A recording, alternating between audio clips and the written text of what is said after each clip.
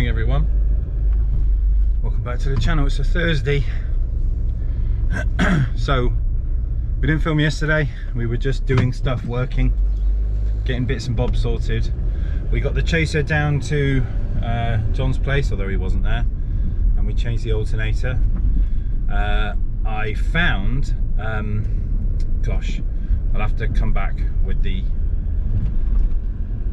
people's name, but basically they were a reworks company that remanufactured parts, which is what most people do nowadays. You'll buy like a recon alternator and have to give your old cartridge in as a replacement, but they managed to sort me a 130 amp alternator for the chaser to obviously give it extra power.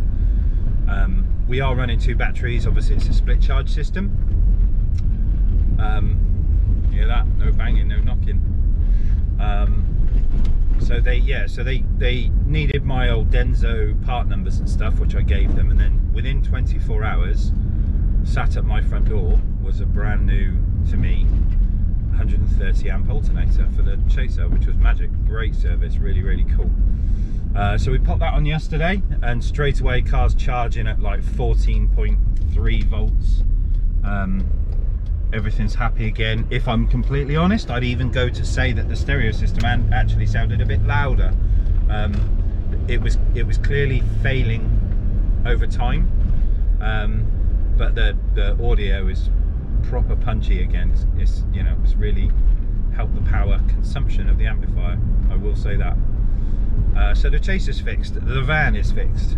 Lotus, so we have got 4 pistons, 16 valves that are damaged, and if I'm completely frank, I'm kind of done with it.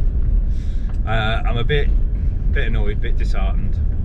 So I think for now we're just going to put the spare engine up for sale. I've listed it on a few sites, and it's had a lot of interest from America and Canada specifically. Parts for the classics obviously are getting scarce. In foreign countries where the car is not generally made, it's even worse. So although the engine is damaged internally, the bits that are needed, the important bits like crank and cams and things like that, they're actually okay.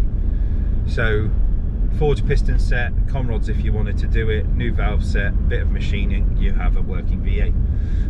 So 2 guys at the minute are very interested in it from Canada. They've asked me for shipping quotes, and I should, to be fair, I should still get a pretty penny for the engine. So we're going to concentrate on building the forged one, get that put in the car, and with the money spare, I've been done it again Al. I've been talking with a guy about an RX-7, so we'll see.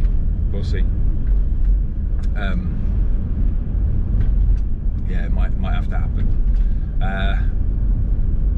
There's not much else to fill you in on. We've got a busy month of work booked.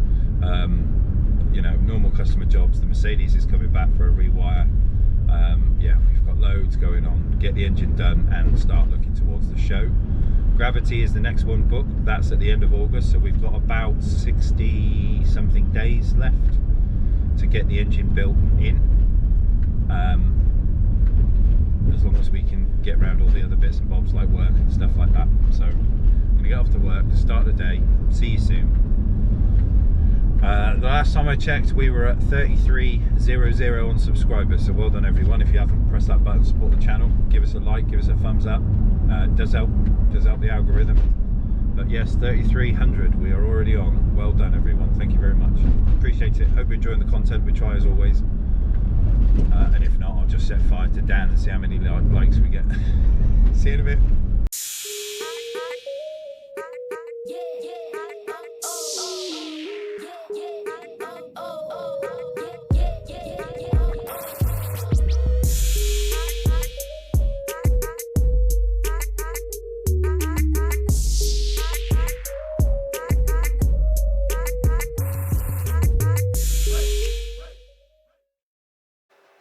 That's a miserable face, that is. Morning everyone. Morning. So we found more stuff. So we've started off this morning. We've gotten the head off, but as you can see, bent.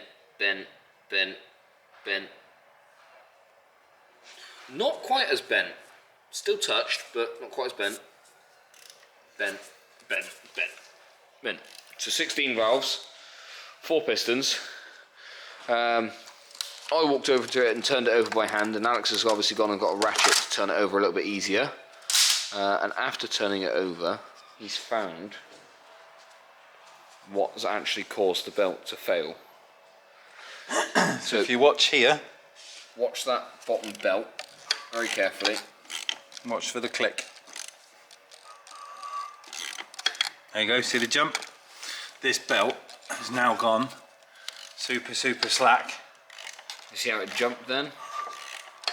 But, Slack there. so the intermediate bearings failed. Put the timing out, pistons hit the valve. That's what's caused the failure. Well, look at how slack it was then. Yeah. Go round again. I know, that's the Look problem. at that. Yeah. Look. Yeah, there's the issue. Christ. Yeah. You can hear the tick You as can well. hear it, yeah, this has failed. Ball bags. Well, at least we know what it was now. Intermediate shaft. Damn. Damn, Daniel. Damn, Daniel. Back at it again. Yeah. So that's the worst case scenario, isn't it? Because that means that this side could have had contact as well. No, because that's still timed. So basically the belt is still intact, which means everything is still moving in its timed state. This one obviously was enough of a movement, probably on and off the throttle, that it jumped, skipped a tooth, and then that hit and stopped. And then that's what pulled the teeth off the belt then. That carrying on the cam belt, the camshaft stopping. Yeah. So the intermediate shaft has gone up.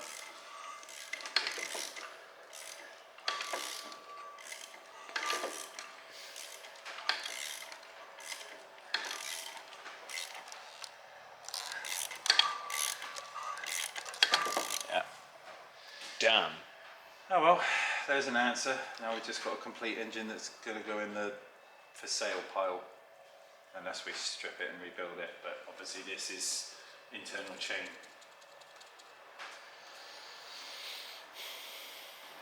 Shit. Some others do have them, right? Yay! Yay for no money! Yeah. Who needs money anyway, right? It's overrated. Once you've got your health.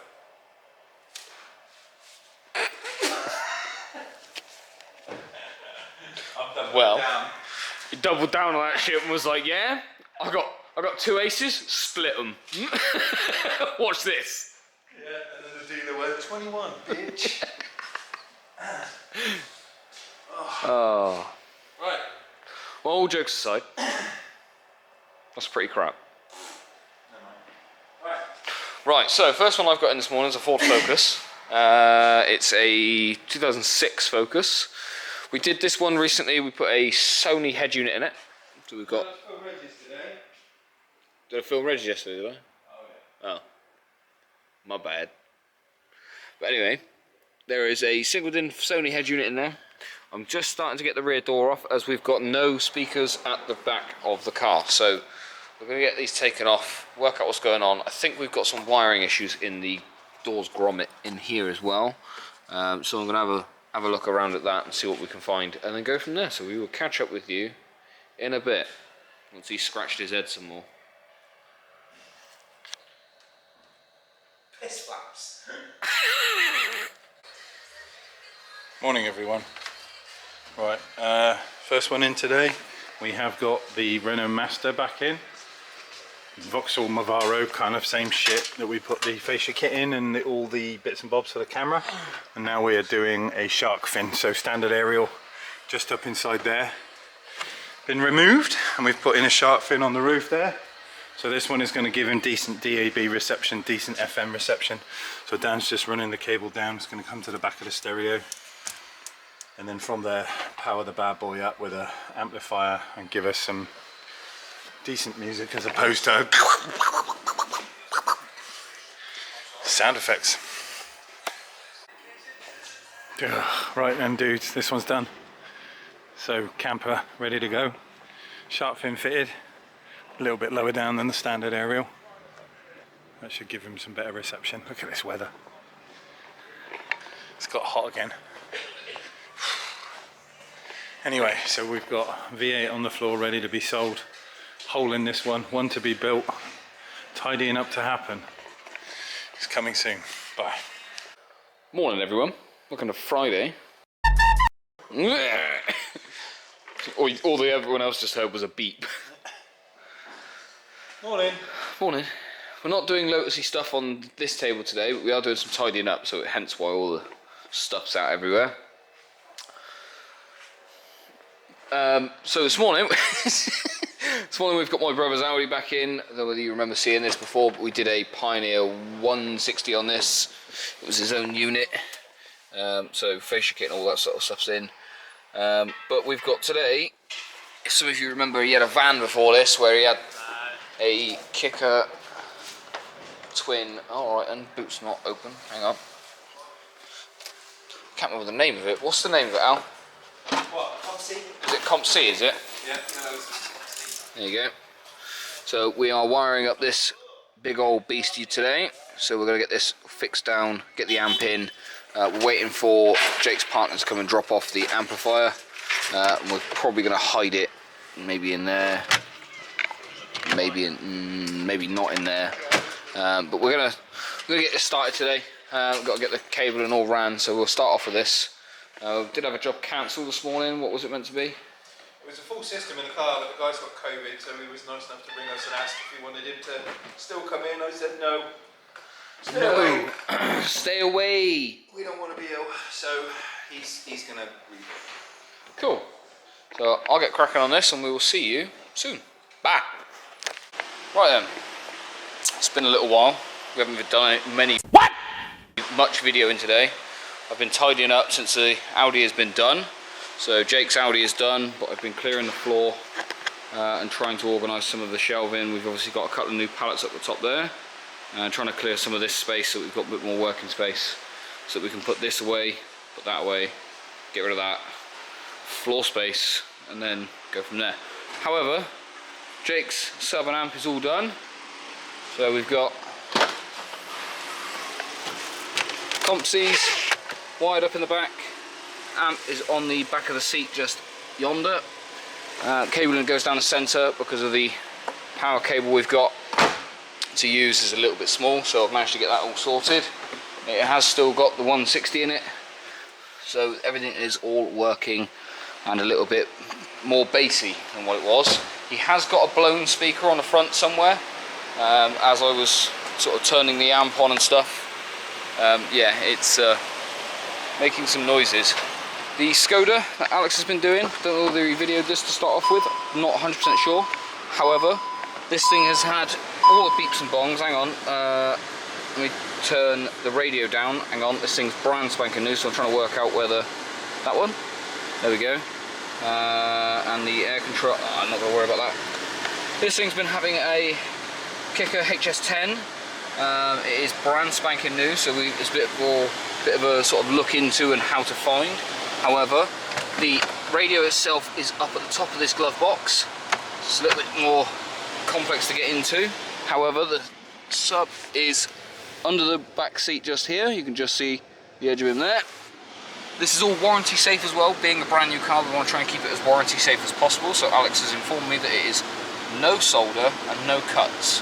Don't know how he's performed that magic, but that's going to be one of his little trade secrets that he's not going to tell me. Yeah. So we'll catch up with you in a little bit once we're doing some more. I think we're doing engine-y stuff now, so catch up with you soon.